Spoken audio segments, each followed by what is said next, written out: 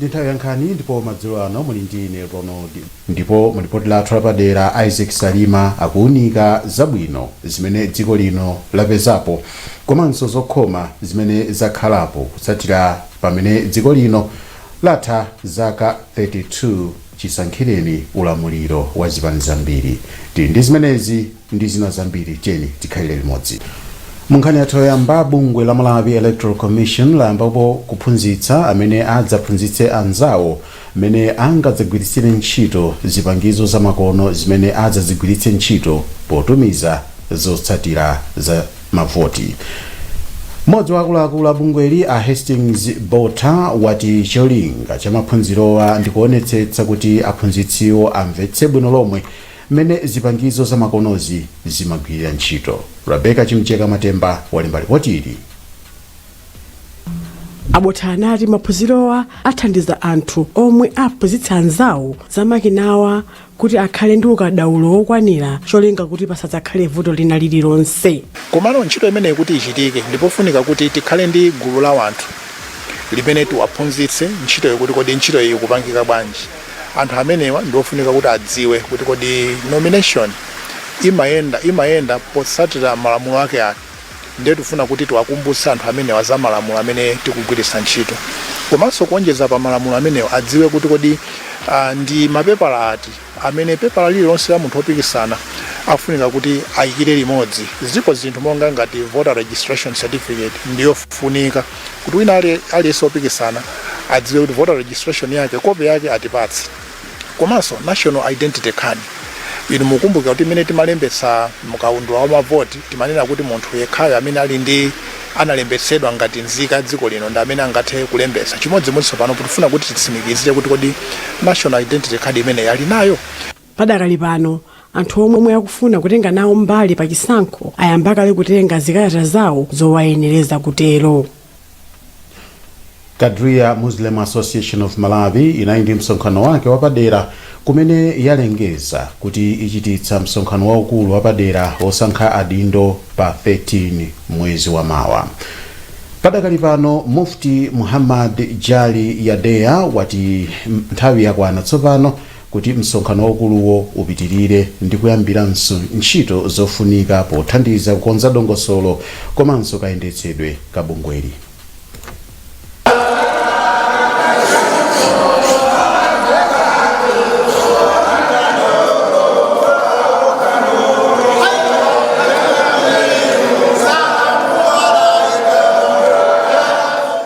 Baadhi tasanga shula, imene tasanga shula, tasanga nominate kuti andu amene asalongosolesa masankho.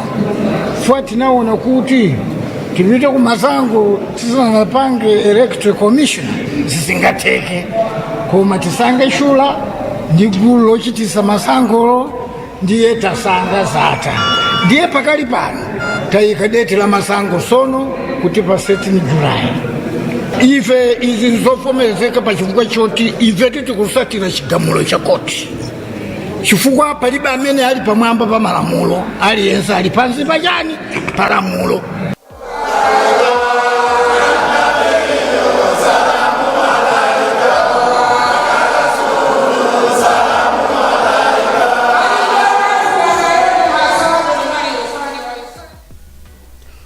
Kadria Muslim Association of Malawi imalimbikitsa kwambiri pa ntchito za chitukuko cha chipembedzo ndi chikhalidwe cha Asilamu m'dziko muno. Lero dziko lino lakwanitsa zaka 32 kuchokera pamene lidasankha ulamuliro wa zipani zambiri. Mulipoti lapaderali Isaac Salima akuunika zabwino zimene dziko lino lapindula komanso zokhoma zimene zakhalapo kutsatira ulamuliro wa demokrasi.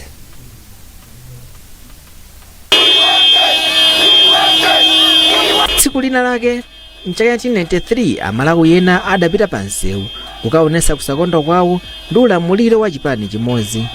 Mizinda monga ngati Blantyre, mataunship monga Ndilande kudali kuchimake pamene anthu adakhamukira kuchokera malo ngati Makata, Goliyo, Safalawo komanso Majiga ndi kukakumana pa msika waukulu wa Ndilande pamene zionetsero zidayamba. Anthu ena amene sankakuna ndi ulamuliro wa chipani chimodzi monga achipani cha Alliance Democracy Afford, United Democratic Front UDF komanso bungwe la Public Affairs Committee adapereka phokoso kambiri mwakuti liwu lawo silikadatheka kuti lisamveke. Pa nthawiyo nkuti mabishopu mpingo wa Katolika nawonso adalemba kalata yawo yodana ndi ulamuliro wa chipani chimodzi imene idawerengedwa m'makachisi onse a mpingo wa Katolika. Kalata iyi ndimene imaoneka ngati idathandizira kusintha zinthu m'dziko muno. Mtsogoleri wakale wa dziko lino Malemu Hastings Kamuzubanda sadachitire mwina koma kuyitanitsa referendum kuti Amalawi asankhe ngati akufuna ulamuliro wa chipani chimodzi kapena ayi. I have decided to call for a national referendum. Ndipo mwezi wa Juni mchaka cha 1993 Amalawi adakhala panzere pamene adasankha kuti akufuna ulamuliro wa zipani zambiri.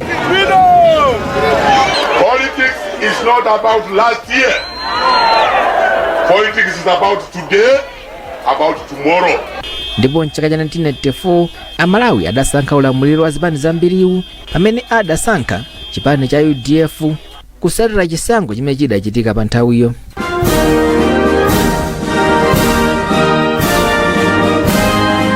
Pamene kwatha zaka zoposa makumi atatu chiyambireni ulamuliro wa zipani zambiri, ndale zikuoneka kuti zimene zikumanga nthenje pa ulamuliro wa dziko lino. Komabe anthu ena akuona kuti ndale sizidachitira ubwino dziko lino popeza achuluka ndi mavuto kuyerekeza ndi zabwino. Amene amayankhula pa zinthu zosiyanasiyana m'dziko muno a Victor Chipofya ati dziko lino lidadya mfulumira posankha ulamuliro wa zipani zambiri. Choyamba ndicho kuti nakhala ndi ufulu wa democracy tisanazindikire udindo okhala ndi democracy ndi vuto loyambirira limenelo, chifukwa chokuti azitsogoleri athu ambiri anazitengera kwaokha kunena kuti akakhala m'maudindo amene aja ndiye kuti azilemeretse okha. Ninchake mumawaona zipani zambiri zomwe zinathandiza kubweretsa ufulu wa democracy kumalawi kunoko zambiri nzokuti zili mabanja awo. Ndipo a George Chaima adaloza sochala atsogoleri a dziko lino amene samasatira mfundo za demokrasi pamene alowa pa mpando. Ndiye tikayang'ana pa nkhani ya democracy komanso ndi mmene ndale za zipani zambiri yachitira zaka zimenezi, tikhoza kunena kuti koyambirira dziko lino linachitira umboni democracy ndithu yeniyeni imene ya boma loyambirira kulamulira democracy government inali la UDF pansi pa Dr. Bakiri Muluzi. UDF. Ndipo mtsogoleri wakale wa dziko lino Bakiri Muluzi ndi mmodzi wa anthu amene adamenyera ufulu pa nkhani ya democracy. Inali kungawapeza anthu kuti mwina asapotere matipate. So matipate tinaimvera kuti democracy ndiyofunika kwambiri. You can't replace democracy. You cannot. Mwina ndiuze kuti apart from democracy ndi chani chimene chabwino chimene chingakhalepo. It's democracy.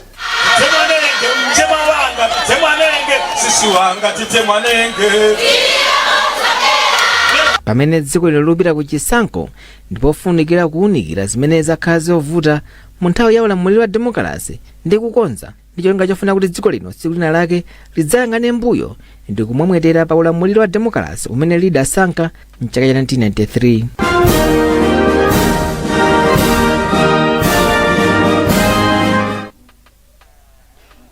Utsogoleri wa Ibrahim Traore aku Burkina Faso walimbikitsa makamaka olimbikitsa Africa kukhala odziyimira pa yekha, wapereka chidwi kwa achinyamata ena mdziko muno. Dziko achinyamatawa pansi pa gulu lotchedwa Youth of Malawi anachita zionetsero mu mzinda wa Lilongwe. Iwo anafunsa maiko amuno mu Africa kuti agwirizane pofuna kukweza chuma chawo. Achinyamatawa anaenda ulendo kuchokera pa Crossroads Hotel kukafika ku ofesi ya konsolo ya mzinda wa Lilongwe kumene anakapereka kalata yawo ya madandaulo. Ahadan Mtambo ndi mmodzi wa anyamata amene anakonza nawo chionetserochi ndipo anayankhula ndi Emmanuel Simpokolwe.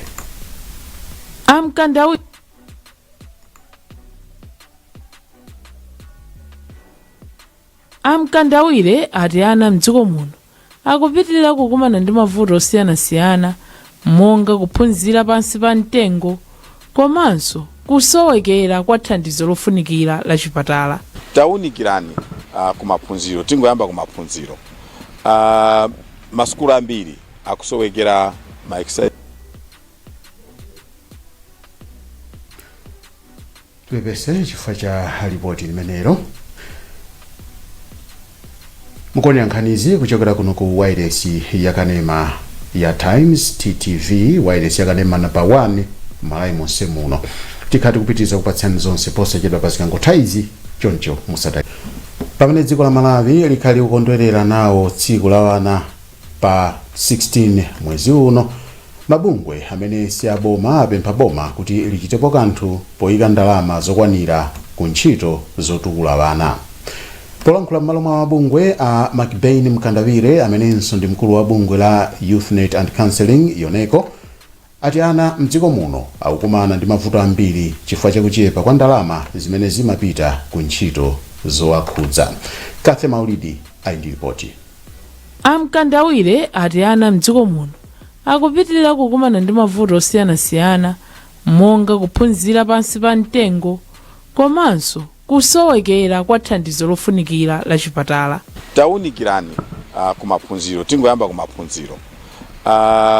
Masukulu ambiri akusowekera ma exercise books, masukulu ambiri asiponsindo osakwana, masukulu ambiri akumapezeka kunena kuti mwina ana zoti aphunzire zikusowa. Zonsezi zikusonyeza kunena kuti ndiye kuti ngati dziko ndalama imene yapita kwa ana ndiyo chepa. Mukapita mzipatala mukapeza kunena kuti ngati akunja sanatithandize ngati dziko timapezeka kuti mankhwala mzipatala mulibe. Koma mkulu ona za ana kundunaona kuti pasamakhale kusiyana pakati pa amayi ndi abambo, ana, anthu omwe ali ndi ulumali komanso chitukuko cha kumidzi a Justin Hamera ati ngakhale pali mavuto choncho unduna wawo komanso boma akuyesetsa kuti paziperekedwa ndalama zokwanira zothandizira ana mdziko muno. Pa programu ya boma imene yokhuzana kunena kuti tikhale ndi anthu amene ali ndi luntha labwino komanso onena takhuzasogolera Malawi ino kusogolo kuno pa Chingereza amati human capital development. Anthu azindikira kuti zimene zitheke tiyenera kupereka ndalama zochuluka kuma programu ya Hamera mpoyamba kuti ana amene azikula azikhala ali ndi nzeru, achisamaliro, achikondi komanso okonda dziko lawo. Zonsezi zitheka chifukwa chonena kuti ma programu ayamba kale. Mayiko muno mu Africa amakumbukira ana pa 16 June chaka chilichonse, ndipo ili ndi tsiku lomwe linakhazikitsidwa ndi bungwe la Organization of African Unity OAU pokumbukira ana omwe anakumana ndi mazunzo ku Soweto mdziko la South Africa pa nthawi yomwe amamenyera ufulu wa maphunziro awo. Bungwe la National Economic Empowerment Fund lapereka ngongole ya ndalama zokwana 8.2 billion kwacha kwa atsogoleri a zipembedzo oposa 5,300 mdziko muno. Izi zadzera mu bungwe la Faith Leaders Empowerment Scheme limene cholinga chake ndi kulimbikitsa kuti atsogoleri a zipembedzo azima pawokha posadalira anthu ena kuti awathandize. Polankhula pa msonkhano umene unachitikira mu mzinda wa Lilongwe, mkulu wa bungwe la National Economic Empowerment Fund a Humphrey Mdyetseni wati ndondomekoyi ndi gawo limodzi la ntchito yayikulu yochititsa kuti bungwe la NIF likhale lopezetsa aliyense osowa thandizo la ngongole. Tinaona kuti pofunika kuti abweretse pamodzi chifukwa ndi cholinga cha boma kuti ngongolezi zizafikiranso azibusa chifukwa ndi amodzi mwa anthu amene akhala osalidwa mabungwe amene analipo mbuyo opereka ngongole za boma. Kubweretsa pamodzi uku unali kuwadziwitsa udindo wawo kuti atithandize kuti iwo monga anthu a Mulungu azitenga ngongolezi kumagwiritsa bwino ntchito kuti nkhosa zawo ziphunzirekonso machitidwe abwino a ngongolezi, komanso koposetsa kunali kuti ikhale njira imodzi yothetsa umphawi pakati pawo chifukwa mudziwa inu ntchito imeneyi si ntchito imene munthu amapeza ndalama zambiri kudzera mmalipiro, koma malo mwache tapatse njira zina zokhazikika ndizokumachita mabizinesi osiyana-siyana monga bizinesi ya ulimi ngakhale mitundu ina ya bizinesi kuti akatero azipeza ndalama zokhazikika zimene zikhoza kuthandiza iwowo mabanja awo komanso awo akuchokera. Mkulu wa bungwe la National Economic Empowerment Fund NEF Humphrey Mjetseni. Ndipo mlangizi wa mtsogoleri wa dziko lino pa nkhani za chipembedzo Mbusa Brian Kamwendo anayamikira ndondomekoyi ponena kuti kutukula atsogoleri azipembedzo ndikofunika kwambiri pa chitukuko cha dziko lino.